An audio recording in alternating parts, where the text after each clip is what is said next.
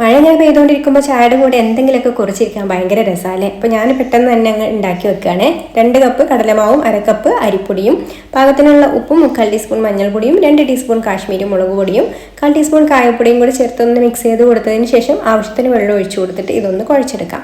Last കയ്യിൽ ഒട്ടി പിടിക്കുന്നുണ്ടെങ്കിൽ കുറച്ച് വെളിച്ചെണ്ണ കയ്യിലാക്കിയിട്ട് അതും കൂടി ചേർത്തിട്ട് നന്നായിട്ട് കുഴച്ചെടുത്തതിന് ശേഷം സേവനാഴിയിൽ ഇടിയപ്പത്തിൻ്റെ അച്ചാണ് ഇട്ട് കൊടുത്തിട്ടുള്ളത്. അതിലേക്ക് നമ്മൾ ഈ ഒരു മാവ് ഫില്ല് ചെയ്ത് കൊടുക്കുക. ഇനി ഇത് അടച്ചു വെക്കുക കേട്ടോ. എന്നിട്ട് ചൂടായിട്ടുള്ള എണ്ണയിലേക്ക് ആദ്യം കറിവേപ്പിലയും വെളുത്തുള്ളി ചതച്ചതും കൂടി ചേർത്തിട്ട് അതൊന്ന് മൂത്ത് കോരി മാറ്റി വെച്ചിട്ട് നമ്മളിത് ഇടിയപ്പത്തിന് ചുറ്റിച്ചെടുക്കുന്നത് പോലെ തന്നെ ഈ എണ്ണയിലേക്ക് ഇങ്ങനെ അങ്ങ് ചുറ്റിച്ചെടുക്കുക. മൊരിഞ്ഞ് കഴിഞ്ഞാൽ കോരിയെടുക്കുക കേട്ടോ. 2 സൈഡും തിരിച്ച് മറിച്ചിട്ട് കൊടുത്താൽ പെട്ടെന്ന് റെഡി ആയിട്ട് കിട്ടും.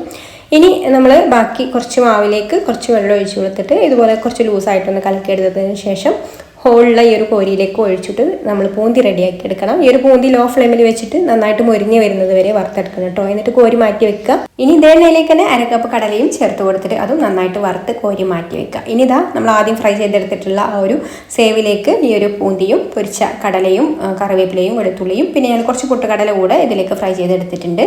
ഇനി ഉപ്പും മുളക് പൊടിയും ചേർത്ത് നന്നായിട്ടൊന്ന് മിക്സ് ചെയ്ത് കൊടുത്താൽ ഇത് നമ്മുടെ അടിപൊളിയായിട്ടുള്ള മിക്സ്ചർ റെഡിയായി. അപ്പോൾ ഇത് കടയിൽ നിന്നൊന്നും വാങ്ങേണ്ട, വീട്ടിൽ ഈസി ആയിട്ട് ഉണ്ടാക്കിയെടുക്കാം. ഇഷ്ടമായിട്ടുണ്ടെങ്കിൽ ലൈക്ക് ചെയ്യാനും പേജ് ഒന്ന് ഫോളോ ചെയ്യാനും കൂടി മറക്കല്ലേ.